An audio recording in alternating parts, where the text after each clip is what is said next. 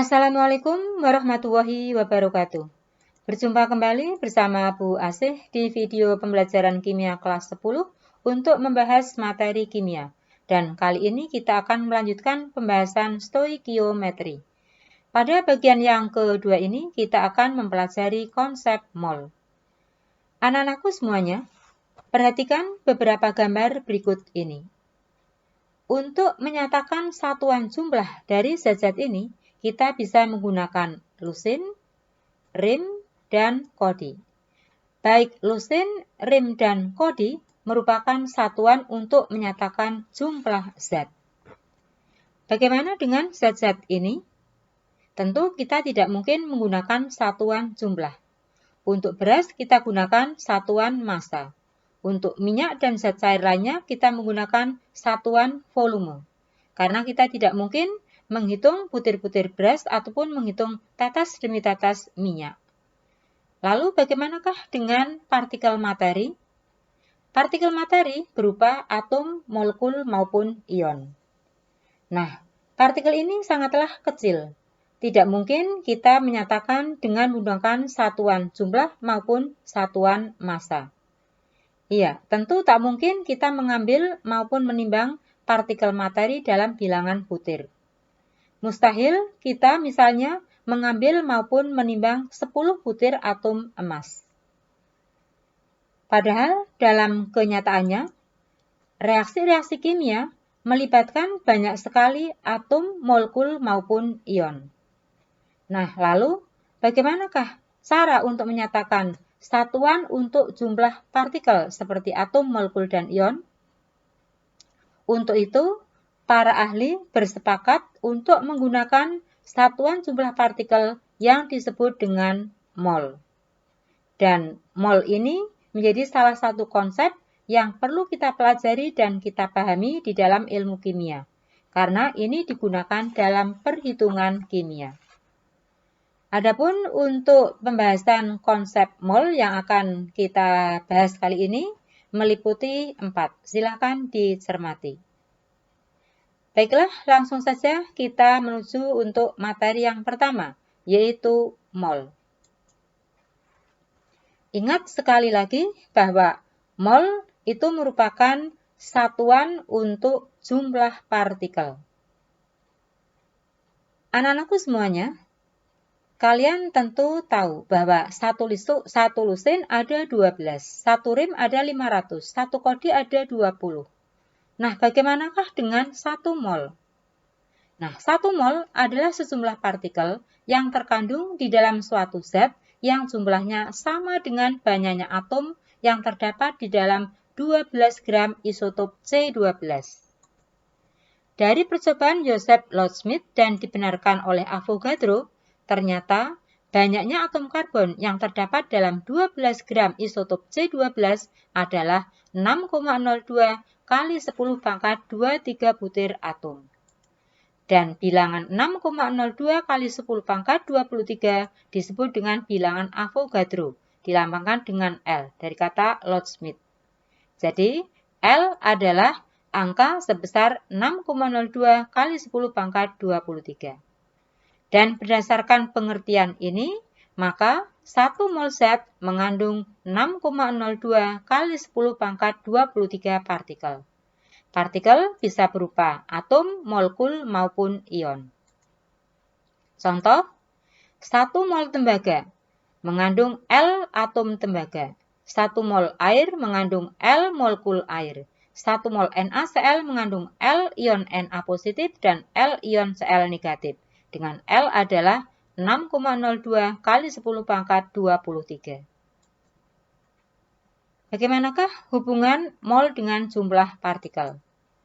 Jika 1 mol zat sama dengan L partikel dan mol dilambangkan dengan N serta L adalah angka 6,02 kali 10 pangkat 23, maka untuk menentukan jumlah partikel, kita bisa mengalihkan mol dikali L. Sedangkan untuk menentukan mol, kita bisa membagi jumlah partikel terhadap L. Contoh, 2 mol besi mengandung 2 kali L atom besi. 0,5 mol H2O ada 0,5 kali L molekul H2O. Dan 24,08 kali 10 pangkat 20 ion Ca2 positif. Mengandung 4 kali 10 pangkat min 3 mol. Dari pembagian partikel ini 24,08 kali 10 20 dibagi 6,02 kali 10 pangkat 23. Nah, untuk lebih memahaminya, silahkan kalian kerjakan latihan soal. Ada 2 ini, dikerjakan di buku tugas. Baiklah, kita langsung ke materi yang kedua, yaitu massa molar. Massa molar adalah massa yang dimiliki oleh 1 mol zat. Ingat, meski jumlah molnya sama, tetapi massa tiap zat tentu berbeda, tergantung pada jenis zatnya. Sebagai contoh, 1 lusin telur tentu massanya berbeda dengan 1 lusin buah semangka. Nah, massa 1 mol zat itu sesuai dengan AR atau MR zat tersebut yang dinyatakan dalam gram. Untuk unsur yang partikelnya berupa atom, maka massa 1 mol zat sesuai dengan massa atom relatif unsur tersebut. Dan untuk senyawa yang partikelnya berupa molekul, maka massa 1 mol senyawa sesuai dengan massa molekul relatif senyawa tersebut. Contoh, jika diketahui ArFe56 S32O16, maka massa 1 mol besi adalah 56 gram, massa 1 mol O2 adalah 32 gram, dari 16 dikali 2, massa 1 mol SO2 adalah 64 gram, dari MrSO2, yaitu 32 ditambah 16 kali 2. Nah, lalu bagaimanakah hubungan mol dengan massa? Jika massa 1 mol zat sesuai dengan AR atau MR-nya, maka untuk menentukan massa, kita bisa mengalihkan mol dikali massa molarnya. Dan untuk menentukan mol, kita bisa membagi massa dibagi dengan massa molarnya. Keterangannya bisa dibaca. Dan untuk memudahkan, kita bisa membuat rumus demikian. Jadi untuk menentukan atau mengubah suatu zat menjadi satuan gram, maka kita bisa mengalihkan mol dengan AR. Dan untuk mengubah menjadi mol berarti gram per AR. Ini kalau zatnya berupa unsur. Adapun jika zatnya berupa senyawa, maka untuk mengubah menjadi gram berarti mol kali MR. Dan untuk mengubah mol jadi gram per MR. Contoh, diketahui AR O16C12H1. Ditanya ini. Untuk 3 gram C ada berapa mol? Berarti tinggal 3 dibagi dengan ARC. 64 gram O2 ada berapa mol? Berarti 64 dibagi dengan MrO2. Kemudian 4 mol CO2 ada berapa gram? Berarti tinggal mengalihkan dengan MrCO2. Ada 176 gram. Nah, berapakah 3 gram H2 ini ada berapa molekul? Maka kita bisa mengubah dari gram menjadi mol terlebih dahulu dengan cara dibagi dengan MR-nya. Kemudian untuk menjadikan molekul berarti dikali dengan L.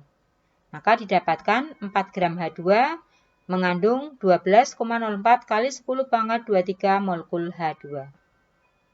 Cukup mudah bukan? Ya, untuk lebih memahami massa molar, silahkan dikerjakan 3 soal berikut ini di dalam buku tugas. Baik, untuk materi berikutnya yaitu volume molar gas. Volume molar gas artinya volume untuk setiap 1 mol gas. Volume molar gas bergantung pada suhu dan tekanan. Volume gas bisa dirumuskan N kali Vm. Keterangannya bisa dibaca. Dan untuk volume molar gas standar pada keadaan standar, yaitu volume untuk 1 mol gas yang diukur pada keadaan standar. Keadaan standar yaitu keadaan pada pengukuran suhunya 0 derajat Celcius dan tekanannya 1 atmosfer.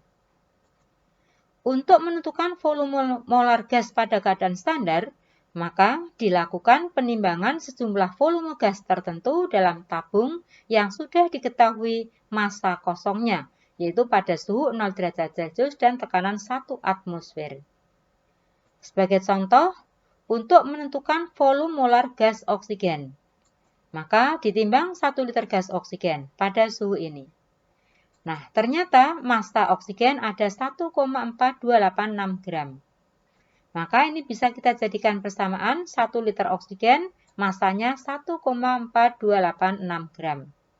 Kita tahu bahwa massa molar gas oksigen yaitu massa 1 mol gas oksigen sesuai dengan MR-nya. Jadi 1 mol O2 massanya 32 gram.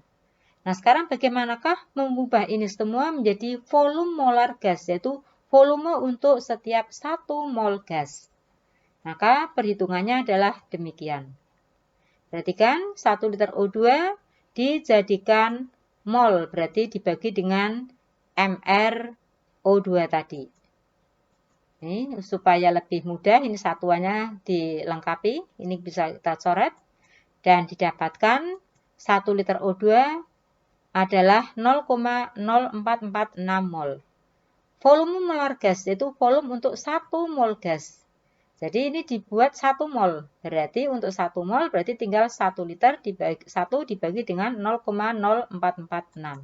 Dihasilkan 1 mol O2 volumenya adalah 22,4 liter. Nah, ternyata dengan pengukuran yang sama seperti ini, dengan cara yang sama, ternyata setiap 1 mol gas volumenya 22,4 liter. Jadi dari sini bisa kita ketahui bahwa volume molar gas pada keadaan standar, yaitu pada pengukuran 0 derajat Celcius tekanan 1 atmosfer, setiap 1 molnya bervolume 22,4 liter. Contoh, 1 mol gas H2 pada keadaan standar volumenya 22,4 liter. 1 mol gas N2 pada keadaan standar volumenya 22,4 liter. Jadi sembarang gas asal diukur pada keadaan ini, pada keadaan standar, volumenya 22,4 liter. Nah, pada pengukuran yang lain yaitu pada pengukuran RTP, yaitu room temperature and pressure, yaitu pada suhu 25 derajat Celcius dan tekanan 1 atmosfer, ternyata 1 mol gas volumenya 24 liter. Maka, sama seperti ini. Pada keadaan RTP, sembarang gas asal 1 mol, volumenya ada 24 liter. Nah, sekarang bagaimanakah hubungan antara mol dengan volume? Pada keadaan STP, kalau 1 mol 22,4 liter, berarti untuk 2 mol tinggal mengalihkan dengan 22,4. Kemudian kalau diketahui volumenya, misalnya ini 5,6 liter CO2 pada keadaan STP ada berapa mol? Berarti tinggal membagi dengan 22,4. Sama seperti ini untuk RTP, untuk mengubah dari mol menjadi volume berarti dikalikan dengan 24. Dan untuk mengubah volume menjadi mol berarti dibagi dengan 24. Jadi hanya pembagi dan pengalihan saja yang berbeda. Ini 22,4, ini 24. Nah, sekarang bagaimana dengan ini? 1,12 liter CO2 pada keadaan STP ada berapa molekul? Jadi yang ditanyakan bukan mol, tapi molekul. Berarti ini harus diubah jadi mol, kemudian baru dijadikan molekul, berarti dikali dengan L. Kita coba selesaikan. Kita lihat ini. Satuannya bisa kita coret. Maka didapatkan 1,12 liter CO2 ada 0,301 kali 10 pangkat 23 molekul. Cukup mudah bukan? Ya, untuk latihan soal volume molar gas ada 3, silakan dikerjakan di buku tugas. Berikutnya yaitu volume gas non-STP dan non-RTP. Jadi di luar pengukuran ini. Ada beberapa hukum-hukum tentang gas. Yang pertama untuk hipotesis Avogadro kita sudah pernah mempelajarinya, yaitu bahwa pada suhu dan tekanan yang sama, gas-gas yang volumenya sama akan mengandung jumlah molekul yang sama pula. Jadi berarti jumlah molekul sama dengan jumlah mol gasnya. Maka perbandingan volume gas akan sama dengan perbandingan mol gas. Ini bisa kita rumus V1 banding V2 sama dengan N1 banding N2. Kemudian untuk gas ideal, ada beberapa hukum yang berlaku. Antara lain ada hukum Boyle.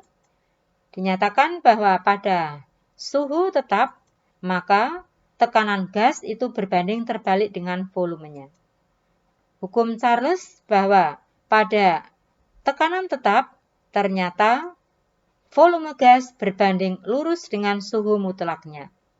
Adapun untuk hukum Avogadro, pada tekanan dan suhu tetap, ternyata volume suatu gas berbanding lurus dengan jumlah mol gasnya. Nah, dari beberapa hukum ini, maka disimpulkan untuk persamaan gas ideal bisa dihitung dengan menggunakan rumus PV sama dengan N kali R kali T.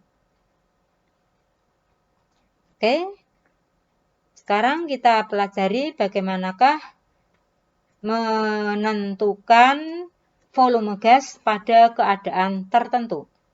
Ya, yang pertama, keadaan yang mengacu pada gas lain. Nah, pada P dan T yang sama, volume gas hanya bergantung pada jumlah molnya. Maka kita bisa menggunakan rumus ini. V1 per V2 sama dengan N1 per N2. Kemudian, jika diukur pada keadaan tertentu dengan P dan T di luar keadaan STP dan RTP, maka volume gas bisa ditentukan dengan menggunakan persamaan gas ideal, yaitu PV sama dengan N kali R kali T. Baik, kita coba untuk contoh soalnya. Ya, silakan dibaca dan seperti biasa kita tulis terlebih dahulu apa yang diketahui dan apa yang ditanyakan. Ya, untuk menyelesaikan soal ini kita berarti perlu mengubah dari gram menjadi mol terlebih dahulu untuk dua macam gas ini. Ya, kita ubah ini CH4 1 gram ada berapa mol? Berarti 1 dibagi dengan mR-nya. Kemudian untuk gas NO dari 3 gram ada berapa mol? Juga dibagi dengan mR-nya. Nah, V1 untuk CH4 ada 2 liter, V2 untuk gas NO yang ditanyakan. Kita bisa menggunakan rumus tadi. V1 per V2 sama dengan N1 per N2. Kita masukkan angka yang sudah didapatkan. Kita selesaikan dan didapatkan V2-nya ada 3,2 liter. Kita bisa menyelesaikan ini dengan menggunakan konsep volume molar gas. Jadi kita jadikan volume molar gas untuk gas yang diketahui ini. Nah, ini sebagai cara lain ya. Jadi kita buat volume molar gasnya terlebih dahulu. Kalau 1/16 mol CH4 volumenya 2 liter, maka berapakah 1 mol CH4? Volumenya ada berapa liter? Berarti untuk 1 mol berarti tinggal 16 dikali 2. Ada 32 liter. Nah, berdasarkan konsep volume molar gas ini, berarti untuk gas yang lain jika diukur pada keadaan yang sama dengan pengukuran CH4, asal 1 mol volumenya 32 liter.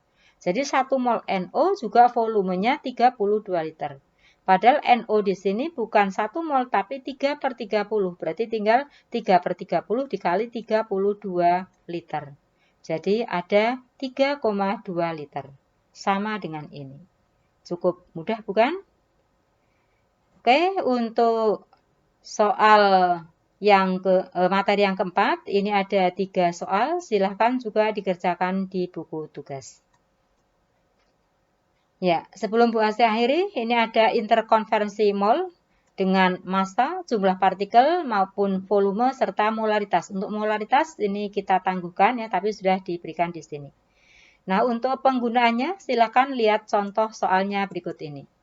Jadi untuk mengubah dari liter menjadi gram.